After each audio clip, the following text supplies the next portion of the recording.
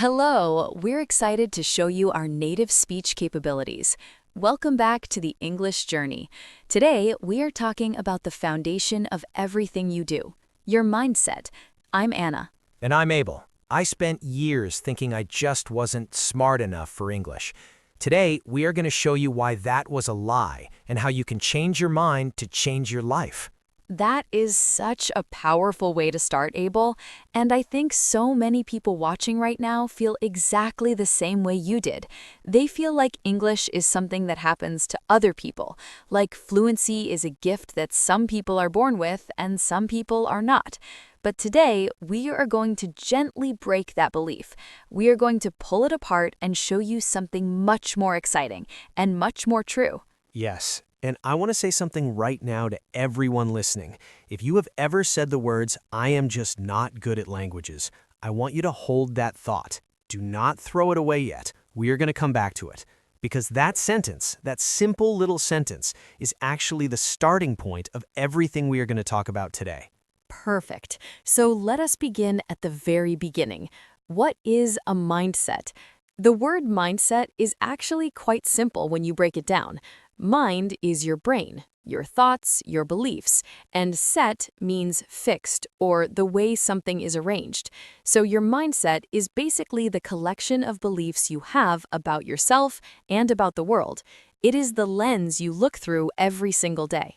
And I never thought about that before. I thought my brain was just my brain. I thought it either worked or it did not. I thought some people were smart and some people were not.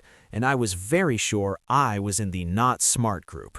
And that, Abel, is actually one of the most important things you have said so far, because that belief, that idea that intelligence is fixed, that you either have it or you do not, that is called a fixed mindset, and it's something that a brilliant researcher named Carol Dweck studied for many, many years.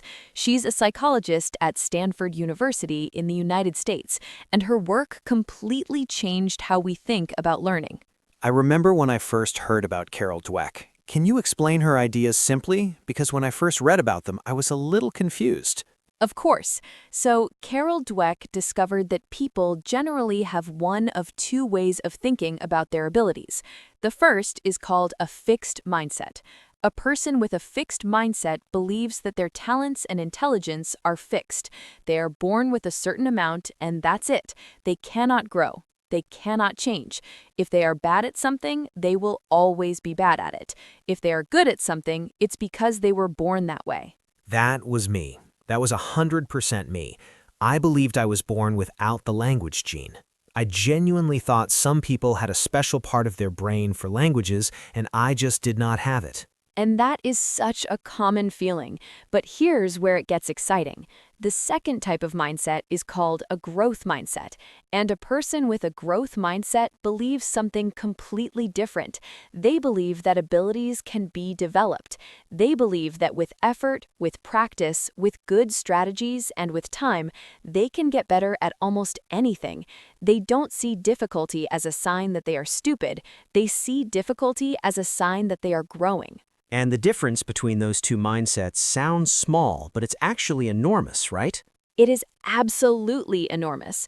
And here's the most beautiful part of this whole idea.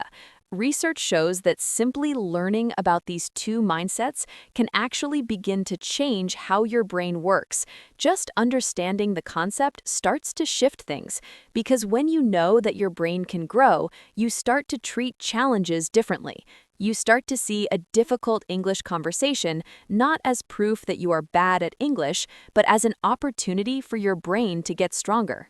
Okay, so let us talk about that one word you mentioned earlier, the word yet, because I think this is the single most powerful word in language learning. Yes, and this comes directly from Carol Dweck's research. She found that one of the simplest ways to shift from a fixed mindset to a growth mindset is to add one tiny word to your negative sentences, and that word is yet. So instead of saying, "I cannot speak English fluently," you say, "I cannot speak English fluently yet." Instead of saying, "I don't understand native speakers," you say, "I don't understand native speakers yet."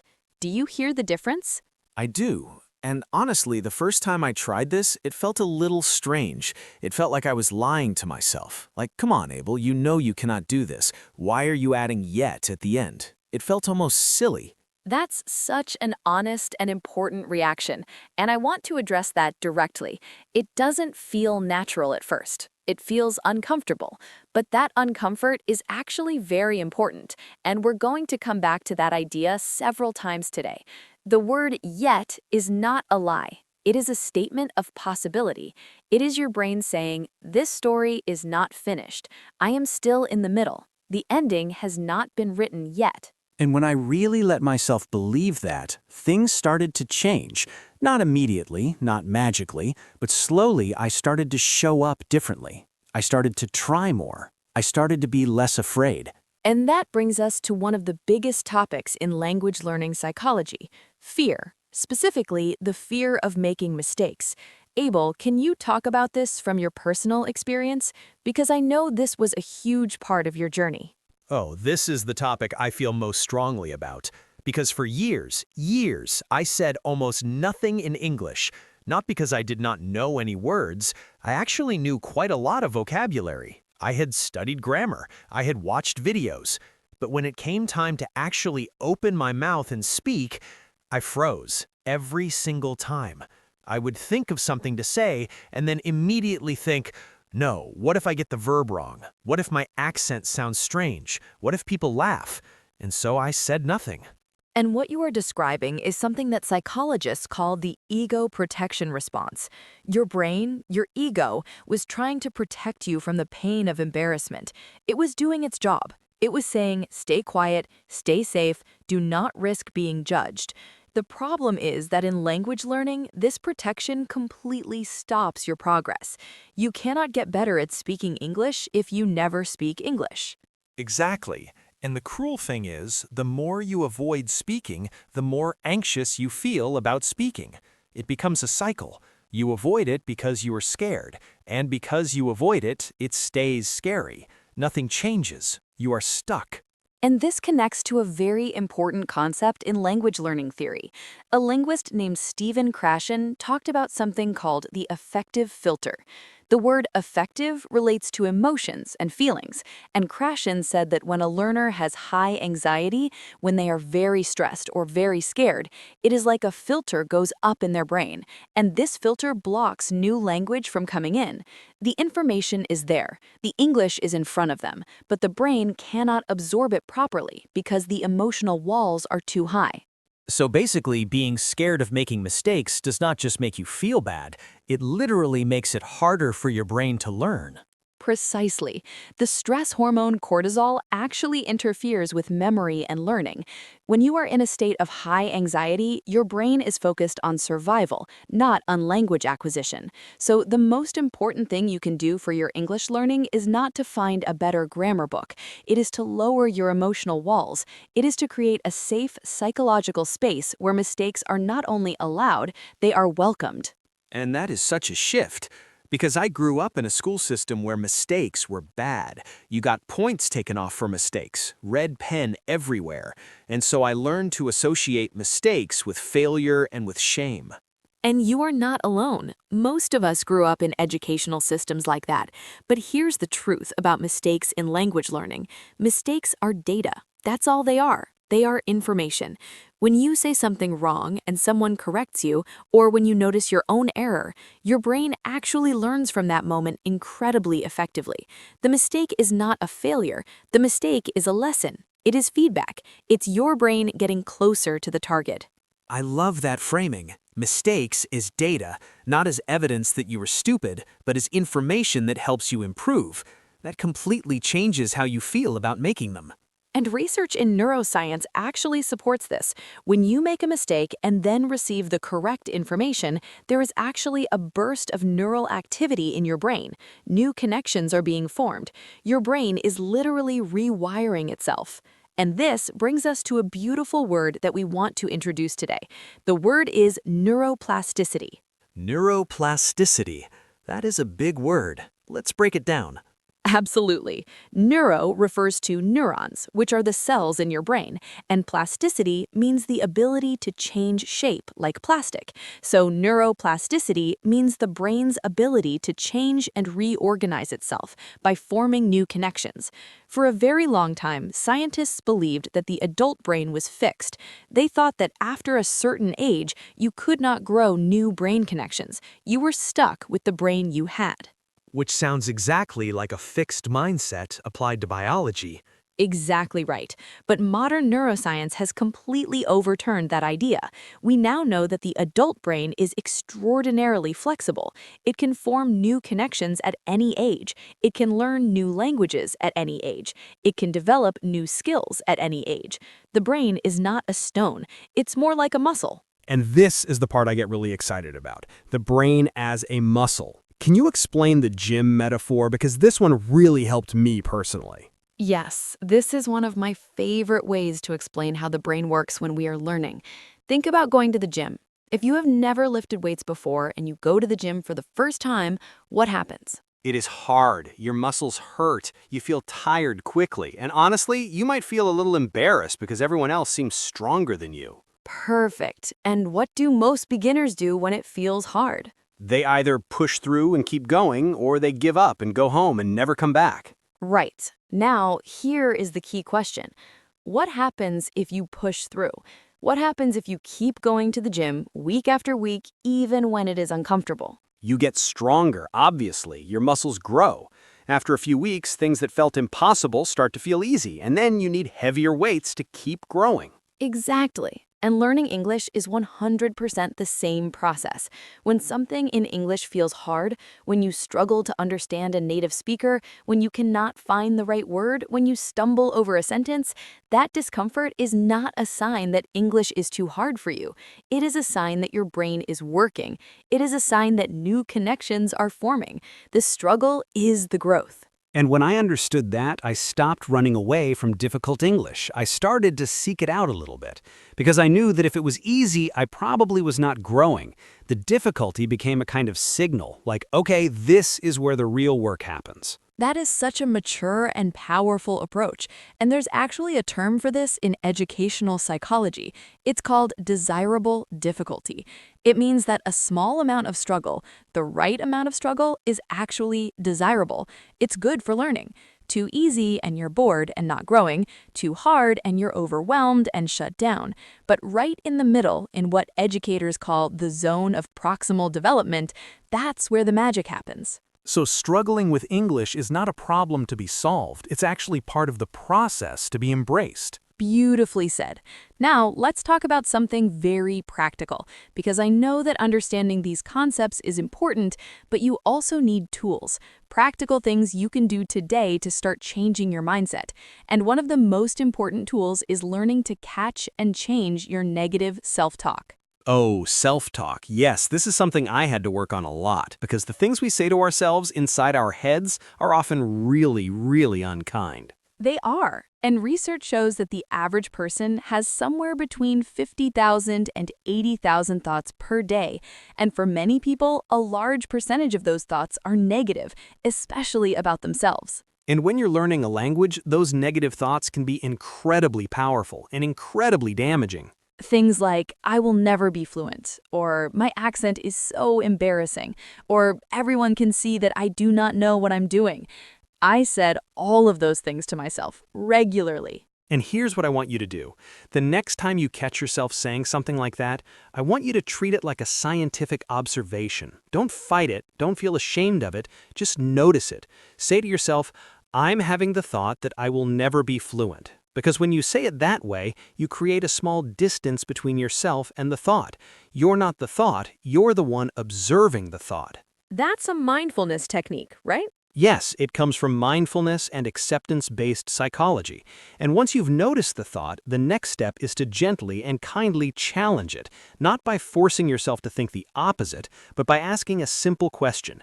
And the question is this absolutely true? Is there any evidence that this thought is not completely accurate? So if I think, I will never be fluent, I can ask myself, is that absolutely true? Or is it possible that with time and practice and the right mindset, fluency is within reach? Exactly. And then the third step is to replace the negative thought with a more helpful and more accurate thought. Not necessarily a wildly positive thought, not something like, I'm amazing and fluency is easy, because that would feel fake, but something honest and encouraging, something like, learning English is challenging and it takes time. I'm making progress. Every day I practice, I get a little closer to my goal. That feels real. That feels like something I could actually believe.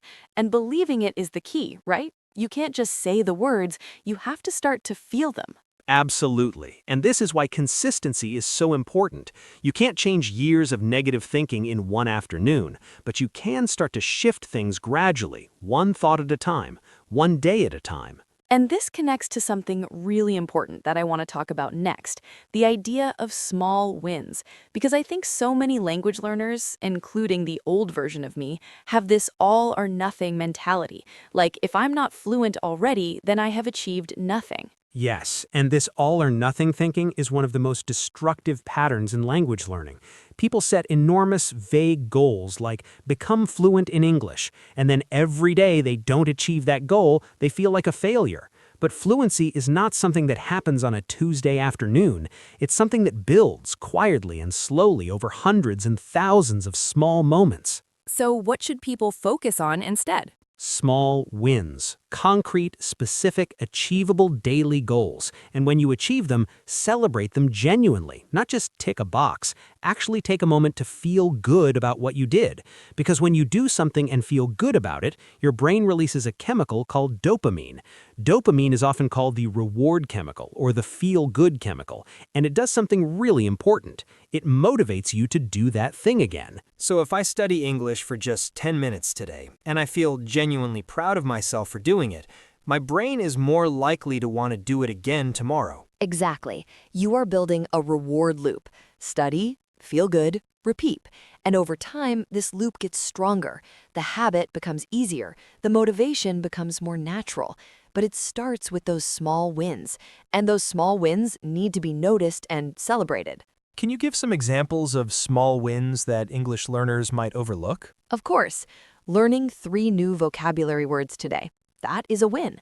Watching a 5-minute video in English without subtitles and understanding the main idea. Win. Writing 2 sentences in English in your journal. Win. Saying hello and thank you to someone in English and not freezing up. Huge win. Listening to an English podcast during your commute. Win. All of these moments count. All of these moments are building blocks. And I think the key message here is that progress is often invisible in the short term. You do not feel yourself getting better day by day. But when you look back after 3 months, after 6 months, you can suddenly see how far you have come. That is beautifully put, and it reminds me of something called the success iceberg. Have you heard of this image before? Tell me more, it sounds interesting. So imagine an iceberg floating in the ocean. Most people only see the very tip of the iceberg above the water. That tip is success. That tip is fluency. That tip is the confident English speaker you see in a video or in a meeting and think, wow, they make it look so easy. But below the water, hidden from view, is an enormous, massive foundation. And that foundation is made of mindset. It is made of the thousands of mistakes that person made and learned from. It is made of persistence when things were difficult. It is made of the early mornings studying vocabulary before work. It is made of the courage to speak even when they were afraid. You only see the fluency. You do not see everything that made it possible. And comparing your beginning to someone else's middle or even their end is one of the most unfair and discouraging things you can do to yourself. Completely unfair, and yet we all do it. We compare our insides to other people's outsides. We see their confidence and compare it to our anxiety. We see their fluency and compare it to our stumbling. And the comparison crushes us. The antidote to this is to compare yourself only to your past self. Ask not, am I as good as that person? Ask instead, am I better than I was last month? I love that. And honestly, when I started asking that question, the answer was almost always yes, even in tiny ways. And those tiny yeses kept me going. And that persistence, that ability to keep going even when progress feels slow, has a beautiful name. It is called perseverance. Perseverance means continuing to work toward a goal even when it is difficult and even when you feel like giving up. It is one of the most important qualities in any successful language learner.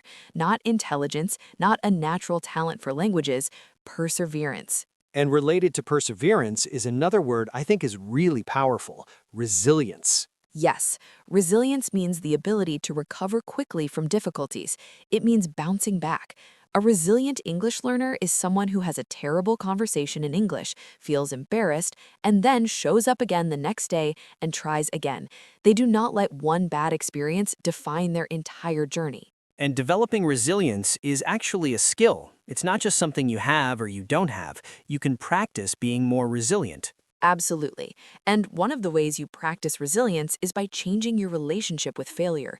Instead of seeing a failed conversation or a failed test as a catastrophe, you begin to see it as a chapter, just one chapter in a much longer story.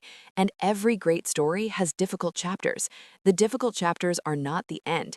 They are part of what makes the ending so meaningful. Okay, so we've talked about the power of mindset, we've talked about fixed versus growth thinking, we've explored the fear of mistakes and why the brain blocks learning when it's stressed, we've used the gym metaphor to understand that struggle means growth, we've discussed how to catch and change negative self-talk, and we've talked about celebrating small wins and understanding perseverance and resilience. Now, I want to talk about something very practical for the morning, a daily mindset habit. Because understanding all of this is wonderful, but how do you actually make it part of your daily life? This is so important because information without application stays just information. So let me share a very simple morning mindset exercise that takes only about 5 minutes. You can do it before you look at your phone, before you check social media, even before you have your coffee, and it can genuinely shift the entire tone of your English learning day. I'm ready. Walk us through it. Step 1, take 3 slow, deep breaths. This sounds simple, but it's scientifically important. Deep breathing activates your parasympathetic nervous system, which is the calm, rest, and digest part of your brain. It lowers cortisol, it lowers your stress response, it literally prepares your brain to receive and process new information. So before you do anything else, 3 deep, slow breaths. Simple, doable. What's step 2? Step 2 is what I call the English intention. Say out loud or write down one English-related intention for the day, not a goal like study for 4 hours. An intention is something softer and more personal, something like, today I will notice English around me and feel curious about it. Or, today, when I make a mistake, I will treat it like a scientist collecting data. Or, today, I'm going to speak one sentence in English, even if it's not perfect. Choose one, just one, and say it with meaning. And speaking it out loud, actually hearing yourself say it, that makes it more powerful, right? Research suggests that verbalizing an intention increases the likelihood of following through with it. Your brain hears you commit to something. It takes it more seriously than just a vague thought. Okay, step 3? Step 3 is the growth mindset affirmation. And I know some people feel uncomfortable with affirmations. They feel fake or embarrassing. But this one is grounded in neuroscience. Simply say to yourself, my English ability is not fixed. My brain is growing every time I practice.